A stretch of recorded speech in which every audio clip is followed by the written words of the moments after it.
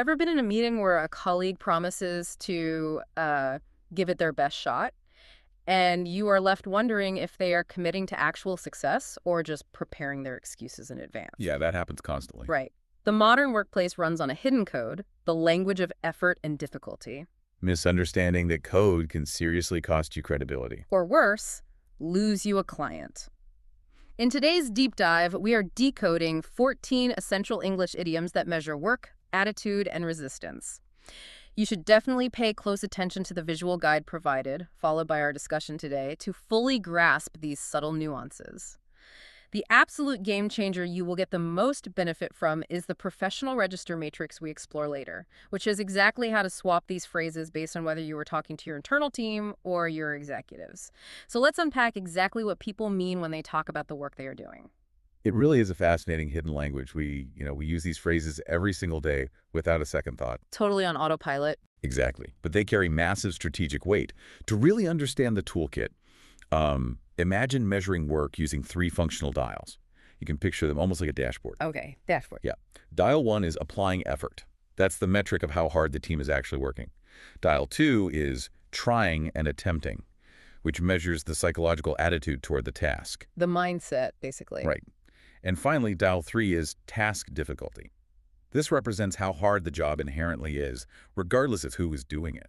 I really like that dashboard framing. It takes something invisible, like psychological states, and gives us a way to track it. So let's grab that first dial applying effort and push it to maximum. All the way up. Yeah. Let's say a project manager, let's call her Sarah, needs a software integration to happen by Q3, no matter what. There are a few heavy-hitting phrases here that sound similar on the surface but deploy very different strategies. They do. When you turn that effort dial all the way up, the subtle differences between phrases become incredibly important. Let's look at whatever it takes. That's a strong one. It's very strong. When Sarah tells her client, "We will do whatever it takes to launch by Q3," she is signaling that the goal is strictly non-negotiable. Obstacles must be overcome at absolutely any cost.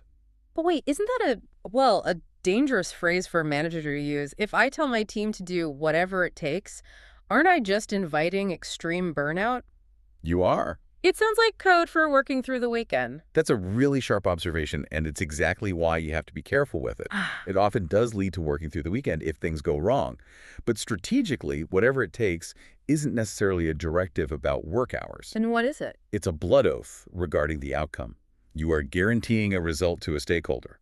Now, contrast that with another maximum effort phrase, which is go the whole hog. Go the whole hog. That's a fun one. It is. But how does that differ from doing whatever it takes? Well, it's less about overcoming an external obstacle to hit a deadline and more about the thoroughness and scope of the work itself. Right. It means doing something completely with 0 half measures. So, for instance, instead of Sarah's team simply patching the client's old payment system to work with the new software, they might decide to go the whole hog and build an entirely new custom payment gateway from scratch. I see. It's about completeness, not just survival. Exactly. Okay, that makes total sense. Going the whole hog is about the scale of the execution. But here's where I want to push back a little, thinking about that colleague I mentioned at the start. The one giving it their best shot. Yes. What about give it your best shot?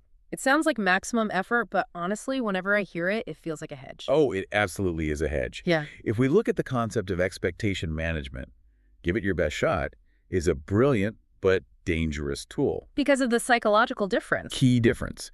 It means you are trying your absolute hardest, yes, but you are actively signaling that the outcome is uncertain. You know, I've definitely been guilty of using best shot when I knew a project was probably doomed. I didn't even realize I was doing it. You were subconsciously protecting yourself. Right. If Sarah says to her developers, I know the client's legacy code is a mess, but let's give it our best shot, she's firing up the team, but she's also quietly giving them permission to fail. Precisely. It's the corporate version of plausible deniability. You are operating at high effort, but you have fundamentally removed the guarantee of success that comes with whatever it takes. So that covers the individual effort and the overarching goal. But Sarah doesn't work in a vacuum. She has an entire cross-functional team. How does this vocabulary shift when we talk about team dynamics? It shifts toward baseline expectations. The phrase you'll hear constantly is, do your fair share. The standard office contract. Essentially, yes. It means contributing an amount of work that is strictly proportional to your peers. In the integration project, Sarah can't afford to have the QA testing team fail to do their fair share while the developers are working late. It's the expectation of equilibrium. Right, it's the bare minimum requirement to be considered a functional part of the team. But nobody gets a promotion for just doing their fair share. No, they don't. The rocket fuel here is go above and beyond. Yes, and the crucial element of going above and beyond is breaking explicit parameters. What do you mean by breaking parameters? Well, if a developer's job is to write the code by Friday, and they do it, they did their fair share, but if they notice a security flaw in the client's original architecture, stay late to patch it, and then build a monitoring tool just in case that's going above and beyond. They went outside the job description. Exactly. They broke the parameters of the baseline expectation to guarantee a higher quality result. That's a great scenario. But what happens when the team is just running out of time? Because going above and beyond usually takes more time. Usually, yes. Sometimes you just need people to move faster. When I need to catalyze immediate action and eliminate the idling in the room, I usually just tell people to get a move on. And that's exactly the right application. Get a move on isn't about the quality of the work. It's strictly about velocity. Right, like clearing a backlog. Yes. If Sarah needs to clear a massive backlog of support tickets before the integration goes live, she doesn't need the team to go above and beyond with creative solutions. She just really needs them to get a move on. It's an accelerator pedal. But velocity alone isn't always enough. Sometimes you're dealing with a sudden, unexpected squeeze. Let's say the client suddenly moves the launch date up by 2 weeks. The panic sets in. Exactly. The phrase that comes to mind for surviving that kind of pressure is being in a pinch. In a pinch is arguably one of the most powerful boundary-setting phrases in business English. It signals that a task is feasible, but only under high stress or emergency conditions. I use this all the time with vendors. If I ask a supplier if they can rush an order and they say, well, in a pinch, we can do it in 3 days instead of 10, I know I owe them a favor. They're giving you a lifeline. But they're heavily caveating it. Exactly. They are protecting their standard 10-day boundary while still looking heroic in the moment. If Sarah tells her client, we can integrate that extra feature by Friday in a pinch, she's saying, yes, we can do this, but do not make this the new normal. But if she's always telling them they are in a pinch, she's just badly managed, right? Yeah. The phrase loses its power if it becomes the baseline. Spot on. It's an exception marker. If every week is a pinch, you don't have an emergency. You have a flawed operational model. That leads us really nicely into the psychological side of things. Right. Let's shift to the second functional dial trying and attempting. Right, Delta? This isn't about how many hours the team is working. It's about their sincerity and emotional engagement with the work itself. This is where we categorize distinct levels of engagement. The first level is the lowest stakes imaginable, which is to have a stab at. Have a stab at. Yes. This represents a casual, informal trial where the cost of failure is absolute zero. Like Sarah bringing her team into a room and saying, let's all have a stab at redesigning the user interface. Nobody's going to get fired if they draw a terrible wireframe on the whiteboard. It removes the pressure so people actually participate. Yeah. It invites ideation without risk. But then we step up to the second level, take a crack at. How is that different? This one is much more dynamic. It's usually used when someone shows an eager willingness to take on a challenge, specifically when they lack prior experience. So it's about enthusiasm overcoming a lack of expertise, like a junior developer saying, I've never built an API bridge before, but I'd love to take a crack at it. Exactly. It communicates confidence and a growth mindset. It's an incredibly positive phrase for junior staff to use. That's great. But we have to talk about the danger zone on this dial. The danger zone. The final level of engagement is a phrase that terrifies every good project manager. Just going through the motions. Oof, yeah, that's a heavy one. When I see someone going through the motions, it's usually incredibly obvious. The lights are on, but nobody's home. It describes performing a task mechanically merely to satisfy a requirement, with zero emotional investment. But here is the critical insight. This rarely happens just because an individual is inherently lazy. It's systemic. Yes.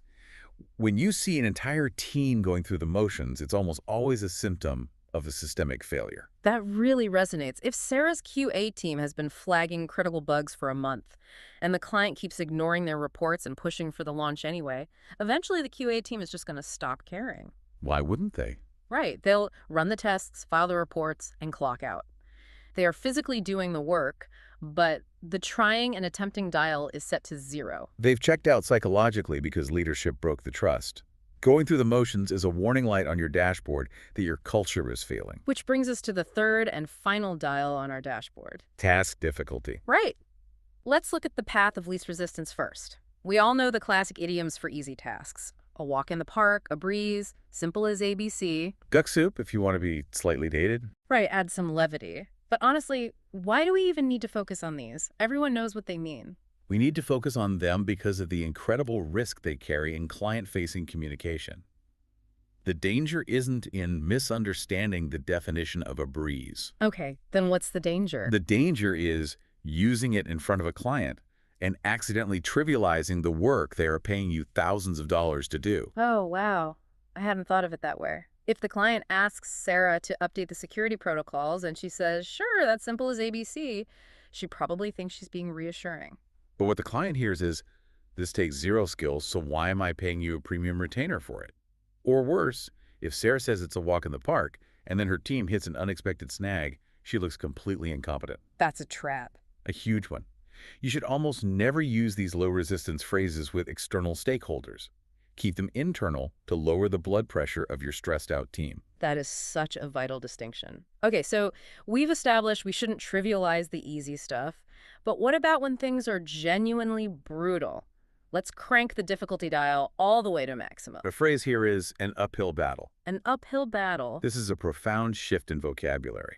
An uphill battle doesn't just mean a task is hard.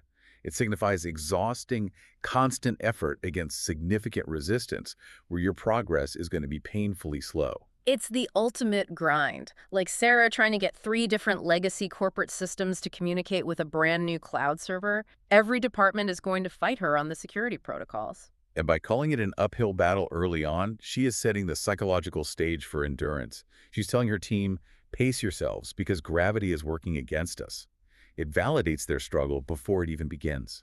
All right, this is where we get to the absolute core of our deep dive, the promised game changer. We've gone through the dials, effort, attitude, difficulty, but how do we actually deploy these phrases strategically?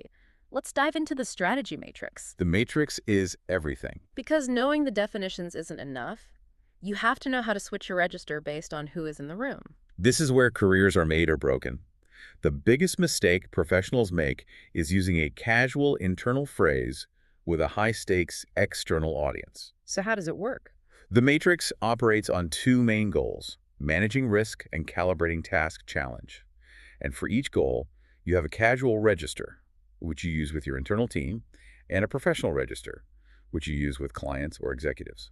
Let's run a scenario through the matrix. Let's say her goal is managing risk and outcomes. The integration project has hit a major roadblock. If she's talking to her internal developers, that casual register, what phrase should she use? She uses, give it your best shot. Ah, the hedge. Right. We talked about this as plausible deniability, but internally, it acts as a psychological safety net. She wants her developers to try their hardest to fix the code, but if they fail, she doesn't want them entirely demoralized. It creates a safe space to fail while still pushing for a solution. Okay, but let's take that exact same scenario, managing the risk of this roadblock, and turn Sarah around to face the client's VP of operations. Different game entirely. She absolutely cannot look that VP in the eye and say, we'll give it our best shot. If she does, she'll probably be taken off the account. In that professional register, she must use whatever it takes. This is mission critical. She has to promise the outcome. Yes. It signals to the executive team that failure is unacceptable, and she is taking full ownership of the outcome. Executives don't want to hear about your effort, they want to hear about your guarantee. That asymmetry is fascinating. You protect your team with best shot, but you protect your business with whatever it takes. If you mix those up, you either burn out your team or terrify your client. Precisely. What about the second goal in the matrix? Calibrating task challenge. Let's say Sarah needs to communicate that the launch timeline is incredibly tight because of the roadblock. Internally, she uses the casual register, we are in a pinch. Which is a friendly heads up. It says, hey everyone, things are tight right now, we need to hustle, but we've got this. It's highly relatable, it builds camaraderie, but again, she doesn't go to the client steering committee when the timeline is slipping and say, hey guys, we're in a pinch. No, because in a pinch sounds like you forgot to order catering for a meeting. It sounds completely dismissive of the severity of a multi-million-dollar software launch. So what does she say to the executives? For the client-facing register, she must elevate the language. She says, integrating this legacy code is an uphill battle. Wow, it commands respect. It does. An uphill battle sounds like she is strategizing a complex military campaign. It provides professional weight and an objective, mature calibration of the hardship the organization is facing without sounding like she's panicking. It's all about optics and assurance. The matrix proves that the words you choose don't just describe the work, they actively frame the reality of the people listening to you.